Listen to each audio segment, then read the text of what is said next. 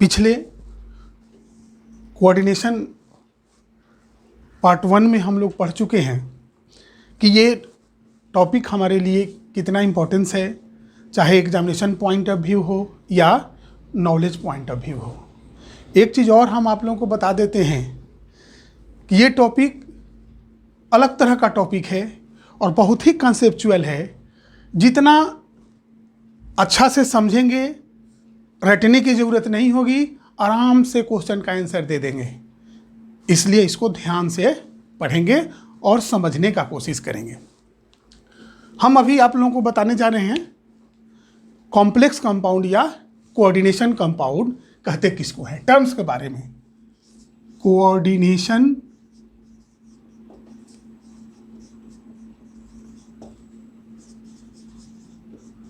Compound और complex compound.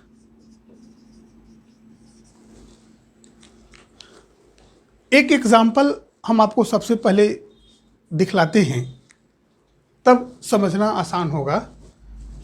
K4Fe6 ये complex compound है। ये कंपाउंड अभी तक आप लोग से कंप्लीटली अननोन है। सबसे पहले हम लोग ये देखेंगे कि कोऑर्डिनेशन कंपाउंड क्यों कहते हैं। तो सबसे पहले ये देखिए कि इसकी पहचान क्या है कॉम्प्लेक्स कंपाउंड का। तो सबसे बड़ा पहचान है इसमें कि इसमें स्क्वायर ब्रैकेट होता है। स्क्वायर ब्रैकेट के अंदर एक सेंट्रल मेटल होता है जिसको हम लोग सेंट्रल मेटल कहते हैं, सेंट्रल मेटल, जो कि आयरन है। एक चीज और हम लोग ध्यान से देख लें कि ये सेंट्रल मेटल डी ब्लॉक के एलिमेंट हो सकते हैं और एफ ब्लॉक के एलिमेंट हो सकते हैं। इसके बाद इसमें स्क्वायर ब्रैकेट होगा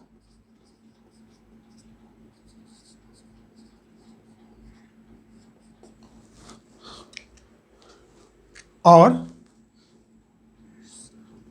स्मॉल ब्रैकेट में जो मॉलिक्यूल्स या आयंस प्रेजेंट होते हैं वो मेटल के साथ कोऑर्डिनेट बॉन्ड का फॉर्मेशन करते हैं। किस तरह का बॉन्ड? Coordinate bond. इसीलिए इस कंपाउंड को हम लोग कोऑर्डिनेशन कंपाउंड कहते हैं।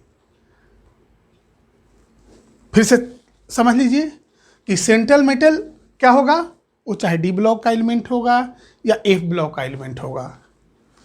इसके साथ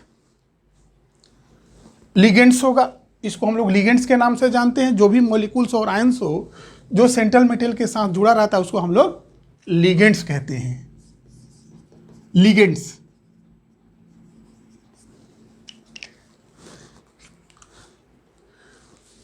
और ये जो लिगेंड्स होते हैं सेंट्रल मेटल के बीच कोऑर्डिनेट बॉन्ड का फॉर्मेशन करते हैं, कोऑर्डिनेट बॉन्ड।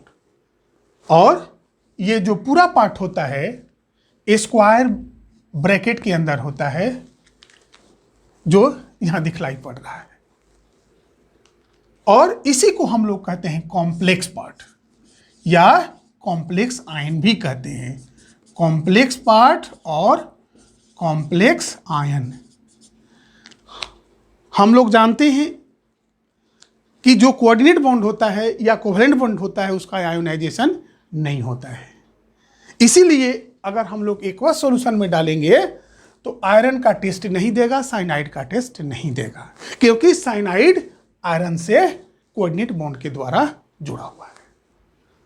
अब आप समझ लीजिए कि हम इसको कोऑर्डिनेट कंपाउंड या कोऑर्डिनेशन कंपाउंड क्यों कहते हैं। क्योंकि सेंट्रल मेटल लिगेंड के साथ कोऑर्डिनेट बॉन्ड के द्वारा जुड़ा रहता है, इसलिए इसको हम लोग कोऑर्डिनेशन कंपाउंड कहते हैं। कॉम्प्लेक्स कंपाउंड क्यों कहते हैं? क्योंकि अगर हम इसको वाटर में डालेंगे, एक्वस सॉल्यूशन में डालेंगे, तो इसका कंप्लीट आयोनाइजेशन इसके कॉन्स्टिट्यूएंट आयंस में नहीं होता है। इसको कॉम्प्लेक्स कंपाउंड भी कहते हैं।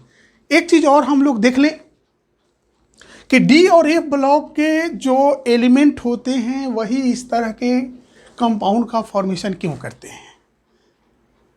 इसका कारण होता है कि इसका इफेक्टिव न्यूक्लियर चार्ज बहुत ज़्यादा होता है। इफेक्टिव न्यूक्लियर चार्ज के बारे में तो लोग पहले पढ़ चुके हैं। सेकेंड में इस ब्लॉक के जो एलिमेंट्स होते हैं उसका साइज भी छोटा होता है।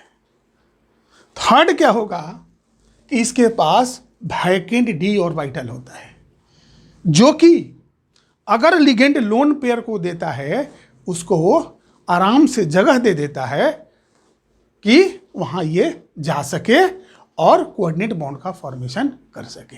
तो ये मेन 3 कंडीशन है कि सेंट्रल मेटल इस तरह के कॉम्प्लेक्स कंपाउंड का फॉर्मेशन करता है जो कि डी एंड एफ ब्लॉक में प्रेजेंट रहता है। अगर इस तरह की कैरेक्टरिस्टिक्स अगर कोई भी मेटल के पास होगा वो भी इस तरह के कंपाउंड का फॉर्मेशन कर सकता है। अब हम लोग थोड़ा सा इसके बारे में डिटेल्स में पढ़ें।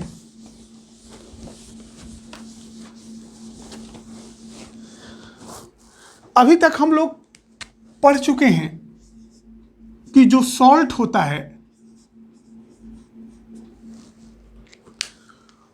Is formed by the neutralization of acid and base.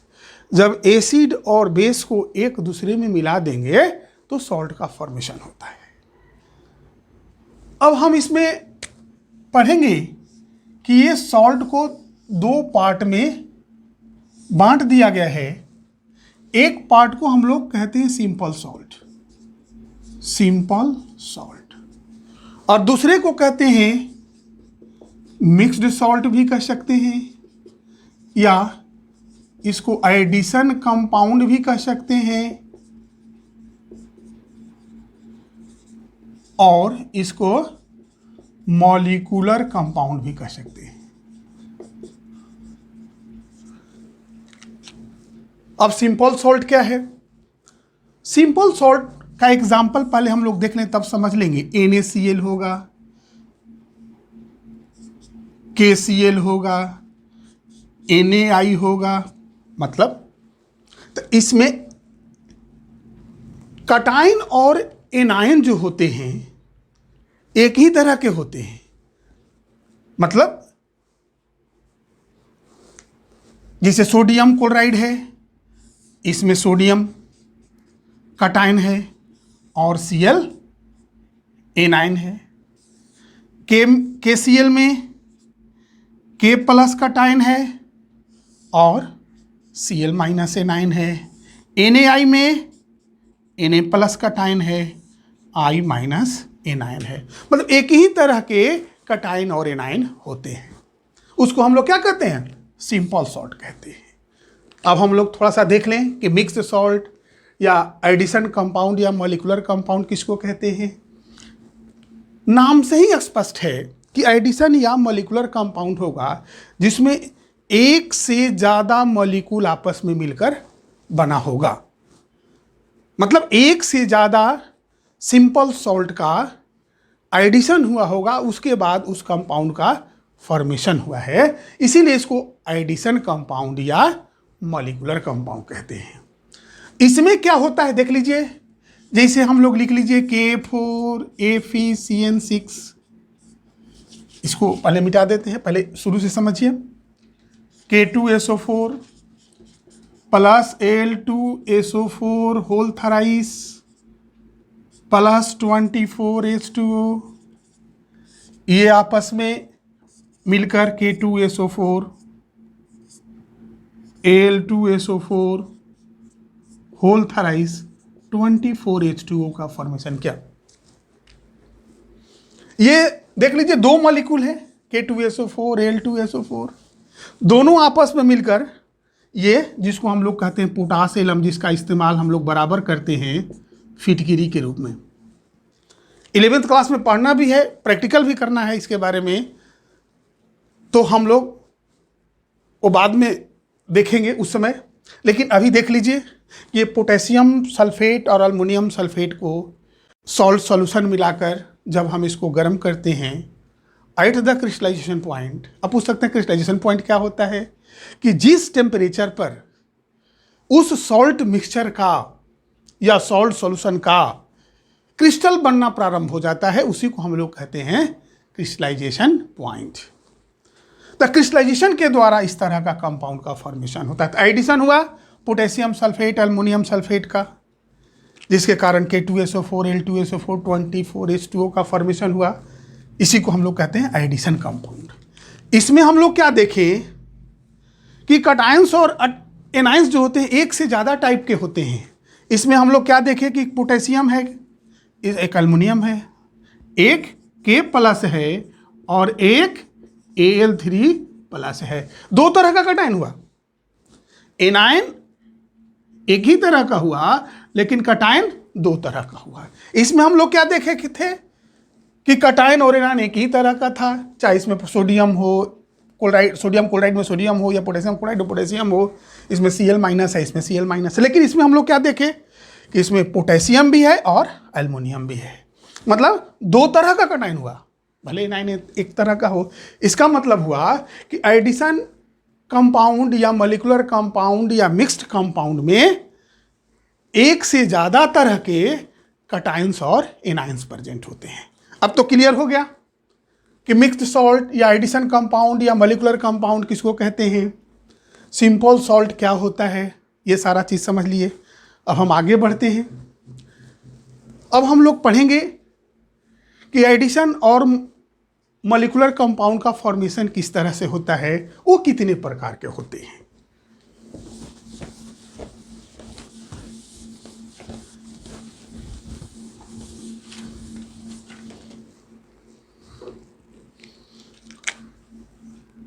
Addition या मॉलिक्यूलर कंपाउंड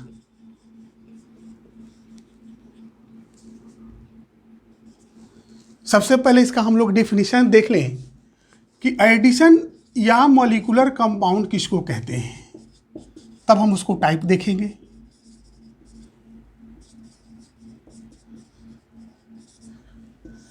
इसका डेफिनेशन होता है कि एडिशन और molecular compound is formed by the crystallization of aqueous solution mixtures of two simple salts. उसी को हम लोग कहते हैं एडिशन और मॉलिक्यूलर कंपाउंड। मतलब कि इसका डेफिनेशन अगर हम लोग देना चाहते हैं तो दे सकते हैं कि एडिशन और molecular compound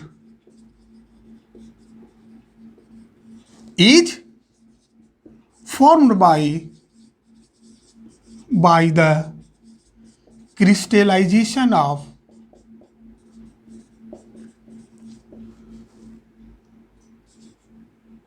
aqueous solution mixture of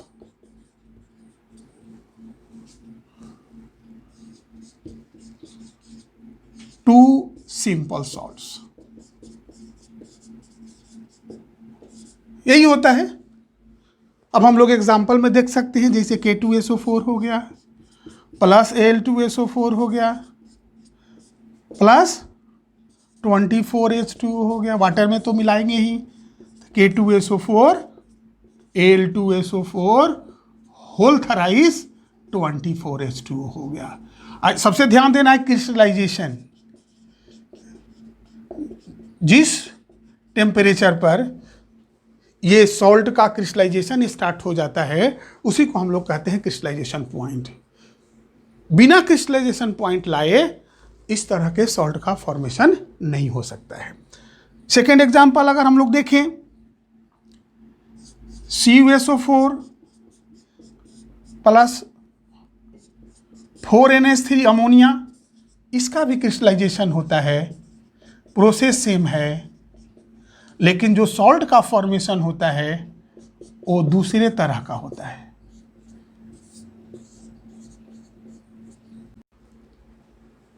दोनों में क्रिस्टलाइजेशन हुआ लेकिन सॉल्ट में एक इस तरह का सॉल्ट बना और दूसरा इस तरह का सॉल्ट बना। इसको हम लोग कहते हैं डबल सॉल्ट, और इसको हम लोग कहते हैं कॉम्प्लेक्स सॉल्ट। दोनों की पहचान क्या है? डबल सॉल्ट में दो सिंपल सॉल्ट प्रेजेंट होता है जिसका डिफरेंट क्रिस्टलाइन स्ट्रक्चर होता है। कॉम्प्लेक्स सॉल्ट में हम अभी थोड़ी देर पहले पहचान बताए, जिसमें एक स्क्वायर ब्रैकेट होगा, उसमें सेंट्रल मेटल होगा, वो डिफरेंट टाइप के मॉलिक्यूल से अटैच रहता है, उसके बीच जो अटैचमेंट का बॉन्ड होता है वो कोऑर्डिनेट बॉन्ड होता है, और इसी को हम लोग कहते हैं कॉम्प्लेक्स सॉल्ट। इसका यही पहचान है। तो इस तरह से हम लोग एडिशन या मॉलिक्यूलर कंपाउंड को दो पार्ट में बांट कर पढ़ सकते हैं। एक को हम लोग कहेंगे कि डबल सॉल्ट है, और दूसरे को हम लोग कहते हैं कि कॉम्प्लेक्स सॉल्ट। कॉम्प्लेक्स सॉल्ट और कोऑर्डिनेशन कंपाउंड, कोऑर्डिनेशन कंपाउंड। अब तो आप लोग समझ चुके होंगे कि एडिशन और मॉलिक्यूलर कंपाउंड को हम क्यों दो पार्ट में बांट कर पढ़े। अब हम लोग एक एक करके पढ़ें।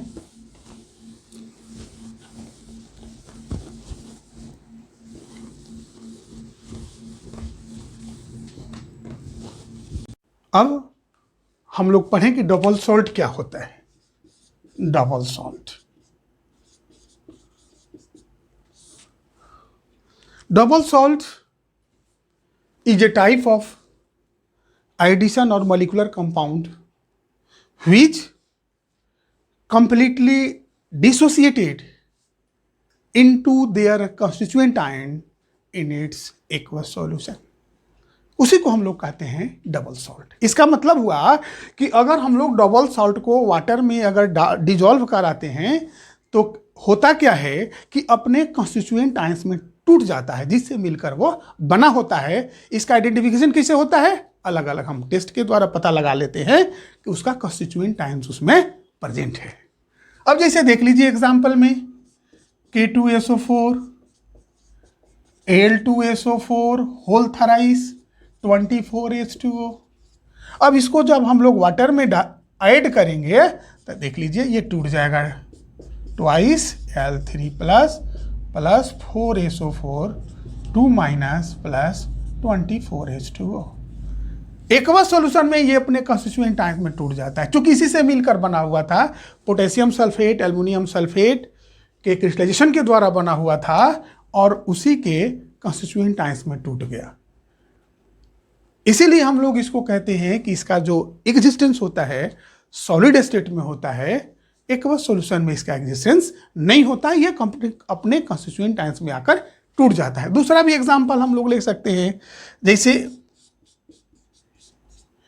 Ammonium sulphate plus ferrous sulphate plus 6H2O, FeSO4 NH4 whole twice SO4 6H2O। इसको भी अगर हम लोग डालते हैं एक्वस सॉल्यूशन में तो ये भी होगा Fe2 प्लस 2NH4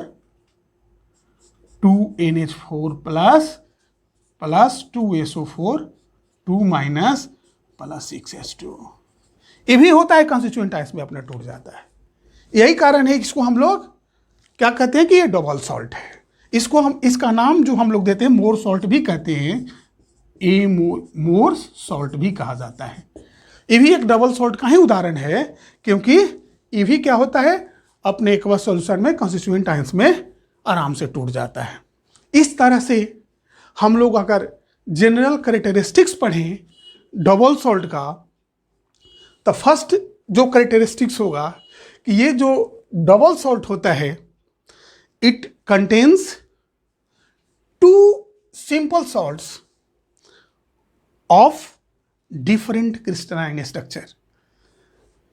सेकेंड में इसका जो कैरेक्टरिस्टिक्स होगा वे क्या होगा कि ये सॉलिड स्टेट में एग्जिस्ट करता है। थर्ड क्या होगा कि इसकी एग्जिस्टेंस एक्वस सॉल्यूशन में नहीं होती है क्योंकि ये अपने कंस्टिट्यूएंट आयंस में टूट जाता है। थर्ड में हम लोग ये देखेंगे कि ये, या फोर्थ जो भी हो, उसमें हम लोग देखते हैं कि ये इसका जो कटायन है या इसका जो एनायन है वो एक सिंपल वैलेंसी शो करता है। सिंपल वैलेंसी जो आयनिक वैलेंसी हो, जैसे पोटेशियम +1 अल्युमिनियम 3+, मतलब इसकी वैलेंसी सिंपल होती है। इसके बाद जो नेक्स्ट होगा कि इसका आयोनाइजेशन इसलिए होता है कि इसमें मेटल कटायन और एनायन के बीच आयनिक बॉन्ड का फॉर्मेशन होता है, इसमें कहीं भी कोऑर्डिनेट बॉन्ड का फॉर्मेशन नहीं होता है। इसके बाद हम लोग इसका कैरेक्टरिस्टिक्स में देखते हैं कि ये जो characteristics of the double salt is similar to its constituent ions, यही इसका डबल सॉल्ट का कैरेक्टरिस्टिक्स है, यही इसका पहचान है। अब हम लोग कॉम्प्लेक्स सॉल्ट के बारे में पढ़ लें।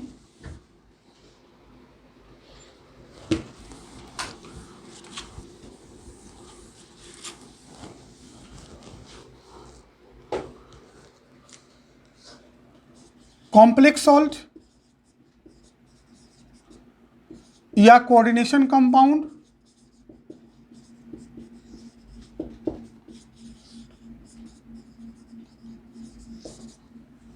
इसका भी डिफिनीशन होगा कि it is also a type of addition और मॉलिक्यूलर कंपाउंड्स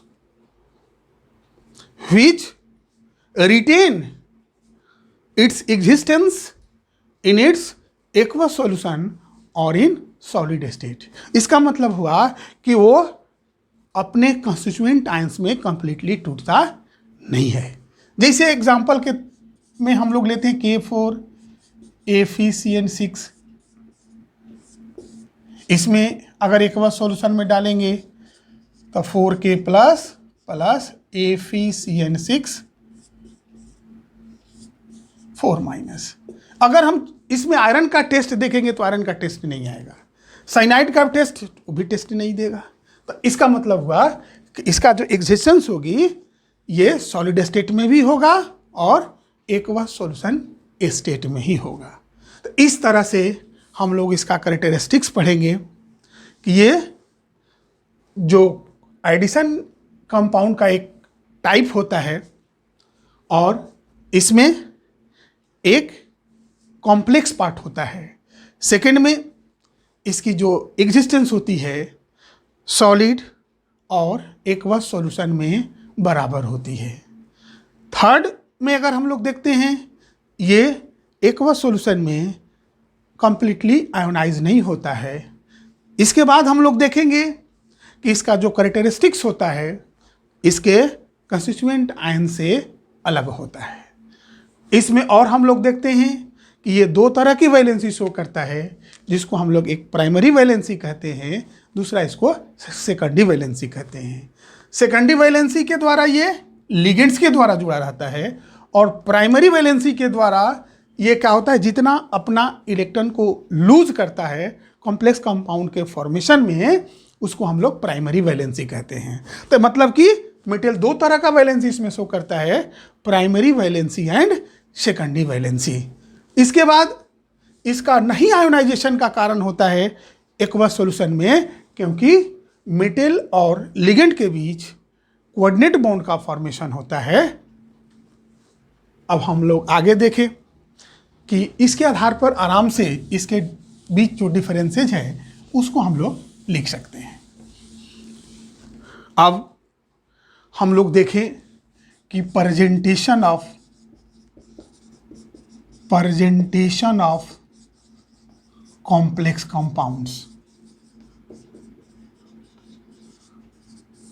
हम लोग किस तरह से इसको प्रेजेंट करते हैं। फर्स्ट में जो प्रेजेंटेशन में होगा कि जिसमें कटायन कॉम्प्लेक्स हो और एनायन सिंपल हो, उसका एग्जाम्पल CuNH3 4SO4। इसमें ये हम लोग देखते हैं, ये कटायन जो है कॉम्प्लेक्स है और एनायन जो है वो सिंपल है। सेकेंड अगर हम वो एग्जाम्पल देखते हैं जिसमें कटायन सिंपल है और एनायन कॉम्प्लेक्स है, एग्जाम्पल में K4 FeCN6, ये कटायन है, सिंपल है, और ये एनायन है, ये कॉम्प्लेक्स है। थर्ड होगा जिसमें कटायन भी कॉम्प्लेक्स होगा और एनायन भी कॉम्प्लेक्स होगा, एग्जाम्पल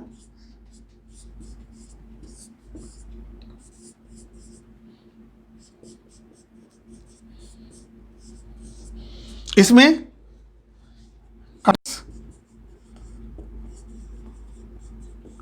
और एनायन भी कॉम्प्लेक्स।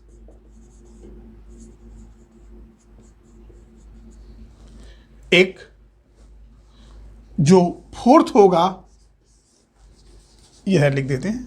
फोर्थ में जो कॉम्प्लेक्स होगा वो न्यूट्रल होता है, उसके आइडेंटिटी अलग होती है, एग्जाम्पल में NiCO4, ये न्यूट्रल होता है। हम लोग आगे पढ़ेंगे कि इसको न्यूट्रल कॉम्प्लेक्स कंपाउंड क्यों कहते हैं। कारण होता है कि कार्बन मोनोऑक्साइड कार्बोनाइल ग्रुप जो होता है इलेक्ट्रॉन डोनर भी होता है, एक्सेप्टर, मतलब कि लेविस की तरह भी, एसिड की तरह भी काम करेगा, लेविस बेस की तरह काम करता है, इसलिए हम लोग इसको न्यूट्रल कॉम्प्लेक्स कहते हैं। इस तरह से हम लोग कॉम्प्लेक्स कंपाउंड का प्रेजेंटेशन करते हैं। अब एक चीज़ और हम लोग देख ली कि कॉम्प्लेक्स कंपाउंड को किस तरह से डिवाइड करके पढ़ते हैं। उसमें किस तरह का लिगेंड्स है उसके आधार पर उसका क्लासिफिकेशन करते हैं। होमोलेप्टिक कॉम्प्लेक्स, सेकेंड में heteroleptic complex. Homoleptic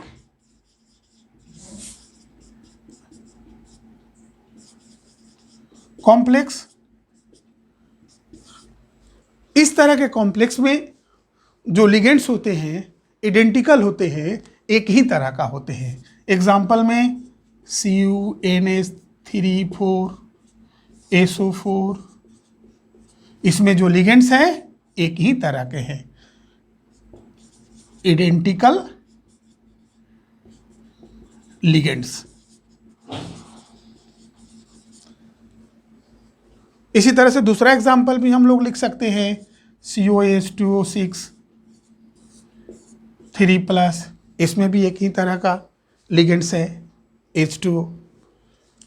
second example हम लोग लेते हैं उसको हेट्रोलेप्टिक कॉम्प्लेक्स का। इसमें हम लोग देखेंगे CONH3 होल थ्राइस Cl3। ये जो कॉम्प्लेक्स होता है इसमें क्लोराइड है और अमोनिया है, मतलब आइडेंटिकल लिगेंड्स नहीं हैं, डिफरेंट टाइप के लिगेंड्स होते हैं। तो हम लोग इसको डिफाइन कर सकते हैं, the complex compound having different type of ligands not identical ligands are called heteroleptic complex. इसके बाद जो हम लोग क्लासिफिकेशन करते हैं कॉम्प्लेक्स कंपाउंड का, वो कॉम्प्लेक्स पार्ट के स्टेबिलिटी के आधार पर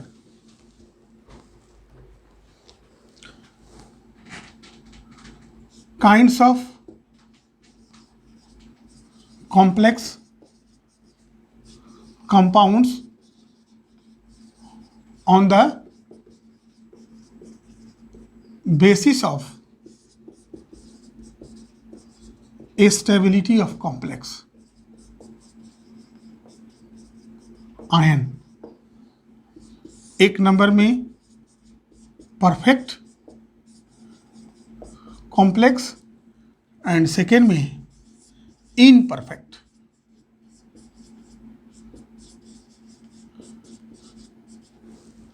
परफेक्ट कॉम्प्लेक्स क्या होता है?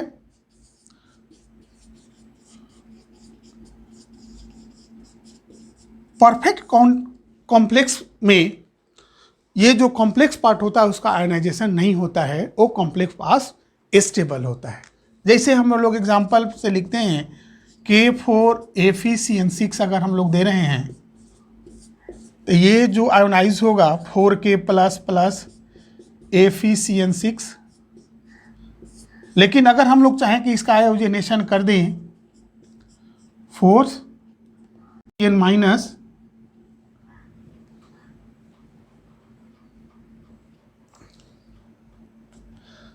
तो इसका आयोनाइजेशन नॉट पॉसिबल। आयोनाइजेशन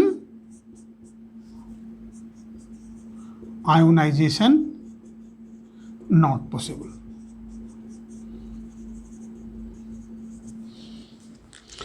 तो इसको हम लोग कहते हैं परफेक्ट कॉम्प्लेक्स कंपाउंड। सेकेंड में वैसा कॉम्प्लेक्स कंपाउंड जिसमें कॉम्प्लेक्स पार्ट